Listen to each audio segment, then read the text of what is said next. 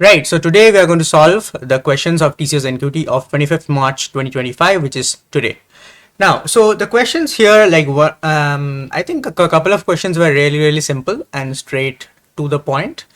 But one question, like the first question, which you can see right now on the screen, that is a bit implementation based, although it's really easy to do, but it's kind of a large problem with a lot of cases, and you have to break down the problem per case.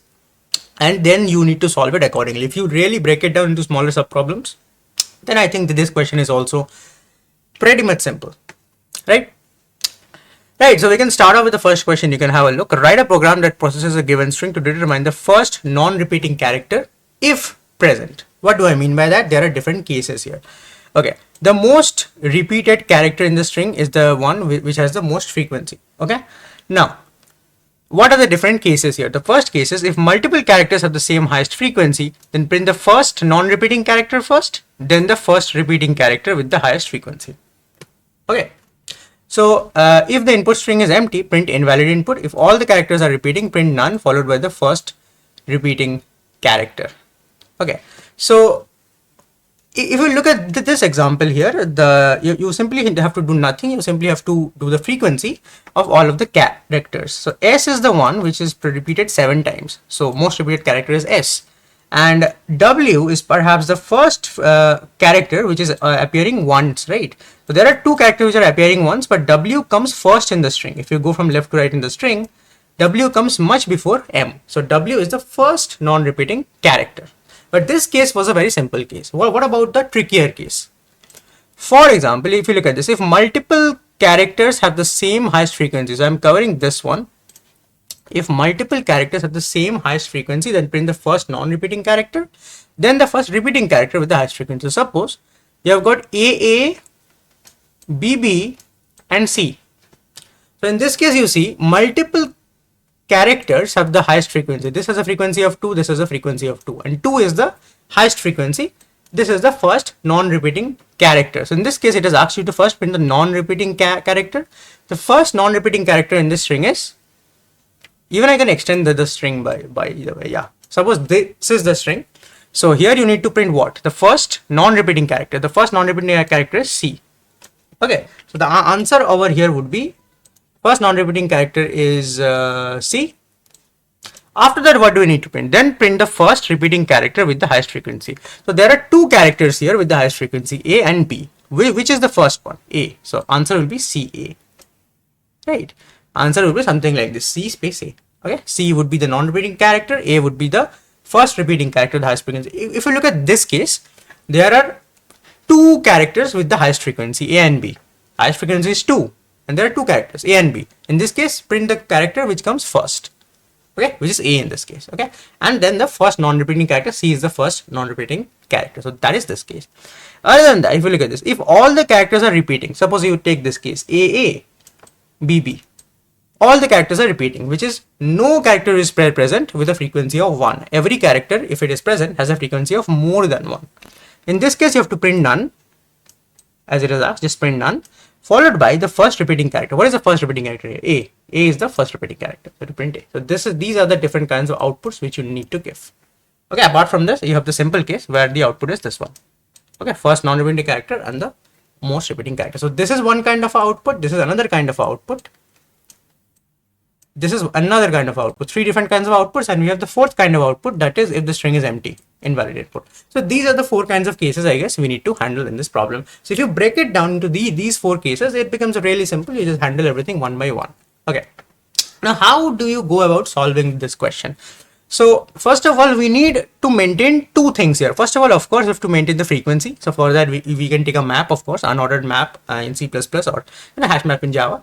But apart from that, we also need to, if there are multiple characters with the highest frequency, if there are multiple characters with the if there are multiple non-repeating characters, anyhow, for any question, you always have to maintain another map for maintaining the first frequency of a character, right? You have to maintain the first frequency of a character. So how do you do it? I have the code. Is really simple if you break it down. First of all, you enter a string. Okay, you can do this as it was asked in the TCS. I mean, the input would be like this only, get line. For if you're using C++, this is how you take string input in C++, you use getLine. Now, first case, if the string is empty, you print invalid input. Other than that, you maintain a frequency and you maintain the first index. So you just loop over the string and you simply do frequency of C++. What is the input of I? Okay, so every character would be, you just maintain the frequency in the frequency map. This is really simple the way you calculate frequency. Other than that, if the first index is already there, I mean, if the first index is not there, so the way I am doing it is, as soon as you find a character, then you simply update it in the first index map. Okay, so suppose you have something like this, where you have got like A, B, A, right? So here the first index of A is 0, right? The second index is 2. This is 2. This is 0. This is 2. This is 0. So whenever you come to 0, you are automatically updating it in the first index map. So first index of 0, I mean first index of A will be 0. That is updated. So next time when you get A again, it won't be updated because first index of A is already existing. Okay, so this means that if first index of A, like in this case, does not exist, only then you are going to update the first index. Okay, and once it's already there, like if whenever you have encountered in the first time is already updated to 0, you are not updating it again. Why? Because it's already there. Okay, only if it doesn't exist, only then you will update the first index. Okay, now your job is to first the first non-repeating character. Very easy. You already have the frequency. You simply loop over, check if any guy has the frequency of 1. Immediately you know that is the first non-repeating character. As soon as you get one, you know that is the first non-repeating character.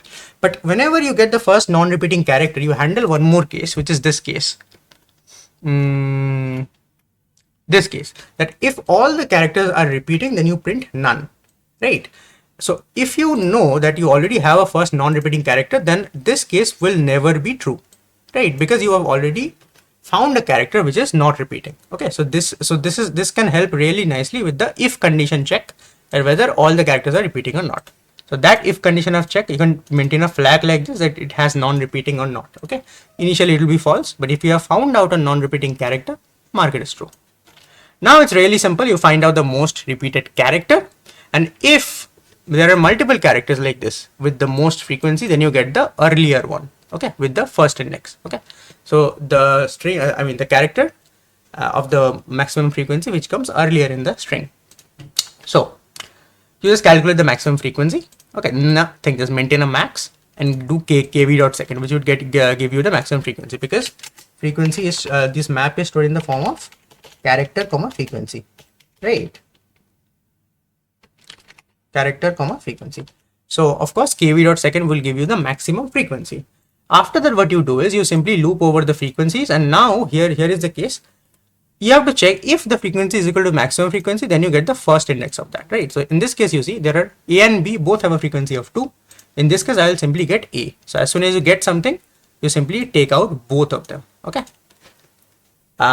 So we are going to get that. After that, we find the first repeating character. So in this case, I am just finding out the most repeated character, which can be multiple, like A and B. But what I need is the first repeating character. In this case, A, B, B, C, the first repeating character is A, not B. So get the first repeating character. So as soon as you see someone which has a frequency of frequency greater than 1, you simply pick it up, right? And it means that it has repeating characters as well. Okay.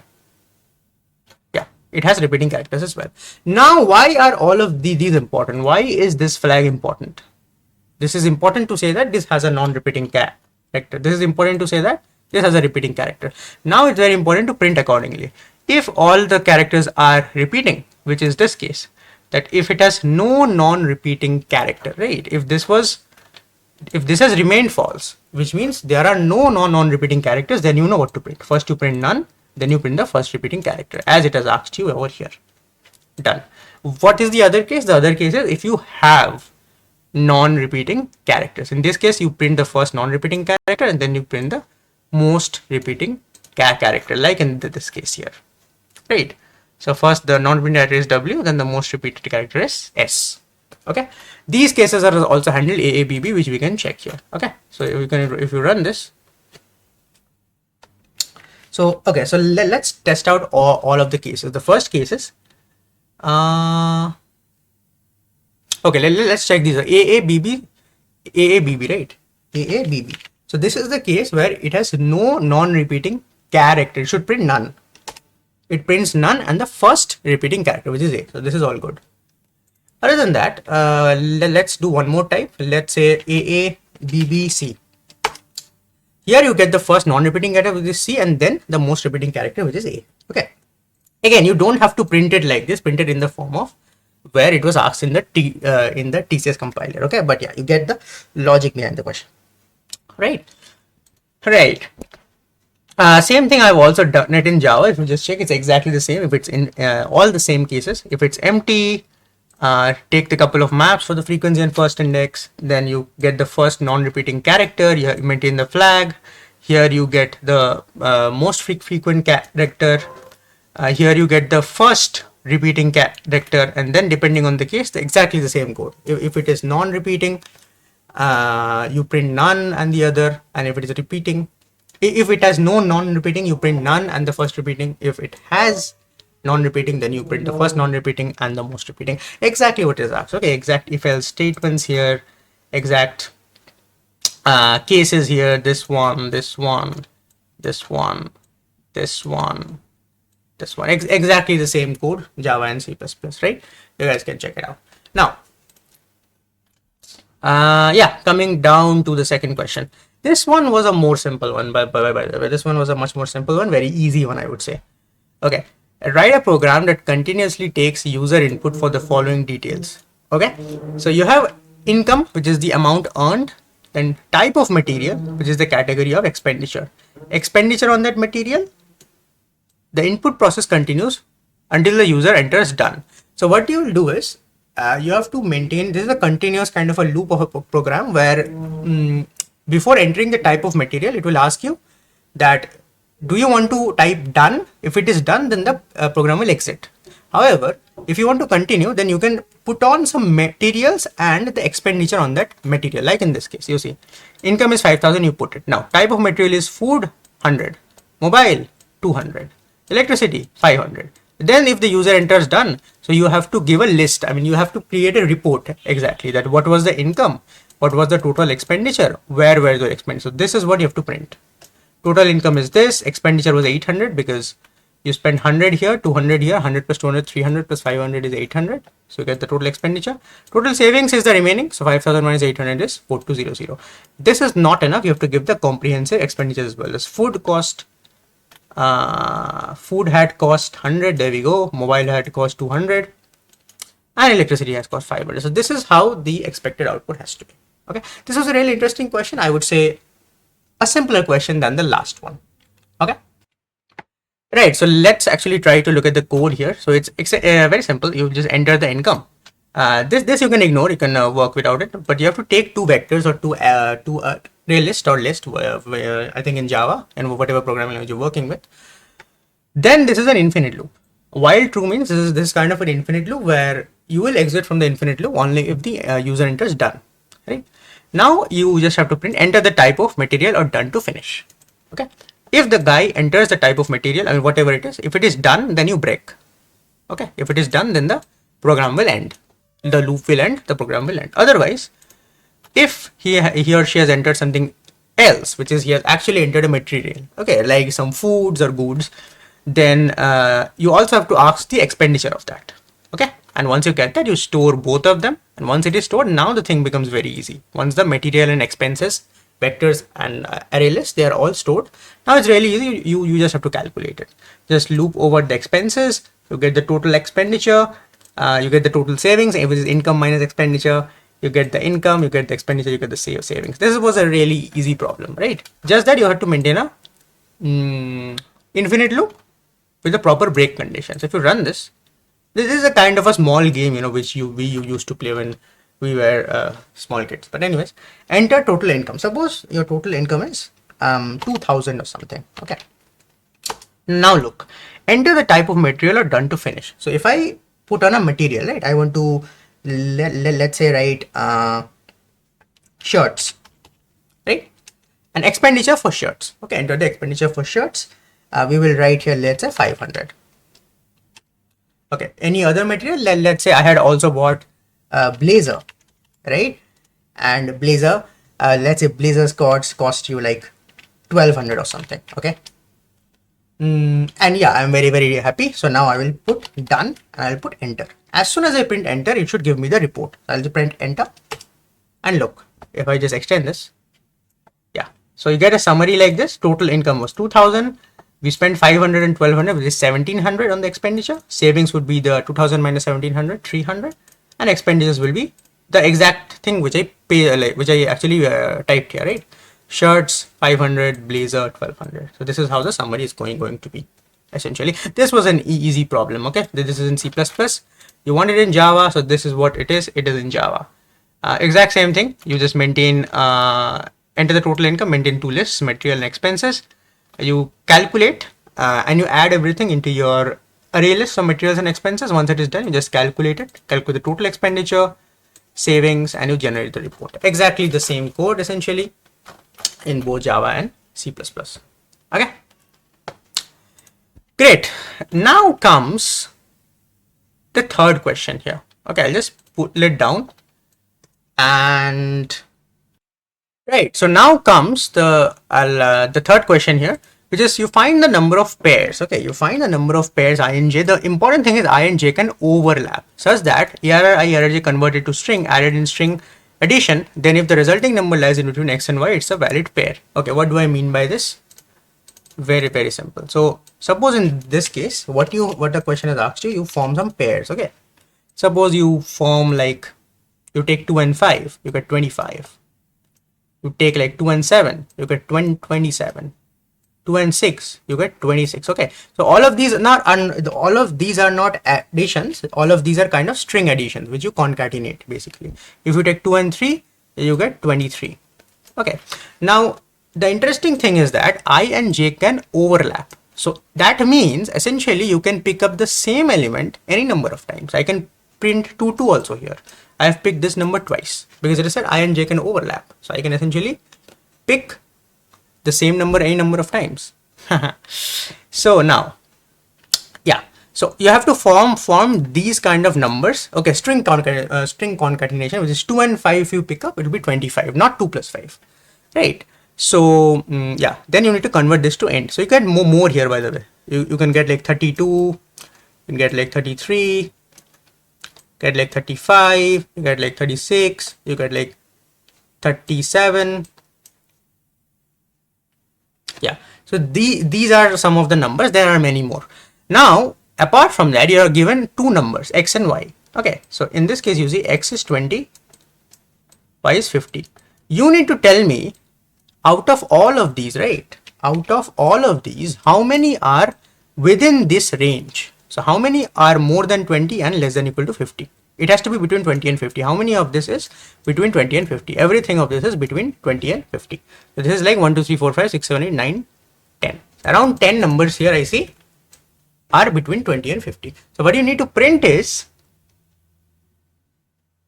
find all such pairs or not unique. Okay, so I'm not sure what is asked to print, but we can actually print both. Okay, we can print the pairs as well, and you can print the number of pairs as well, whatever you need in the compiler accordingly. Okay, so this is also very simple to solve. All you need to do is you first of all you take the number of test cases, then you get the array.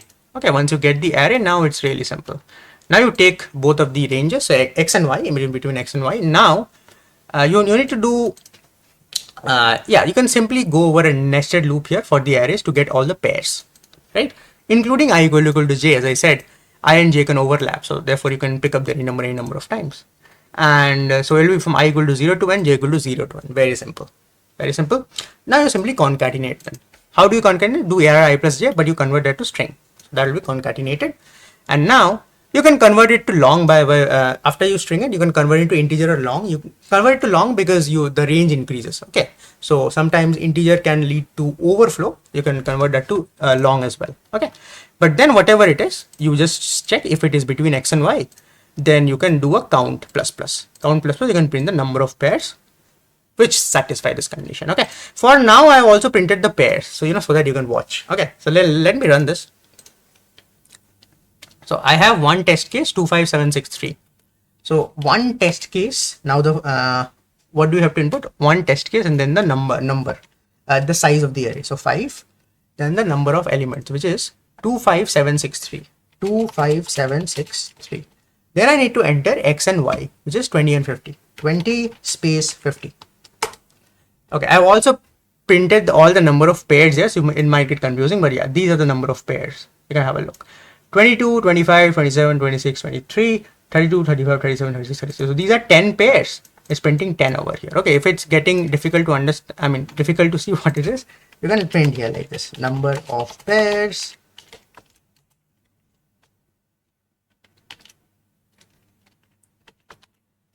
You can essentially print it like this. But what I would do is, let me do one thing. We actually don't even need this. I would actually just give it some line. System.out.print. Let's just do it. Yeah.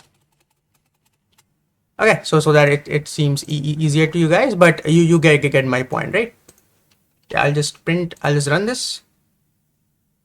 Yeah, same test case again. I have a look at this carefully. 1, 5, right? 2, 5, 7, 6, 3. 20 and 50. How many pairs are between? Look. So there are 10 pairs. So there are 10 pairs between 20 and 50. These are the 10 pairs. I've also printed the pairs in case you need them. Okay.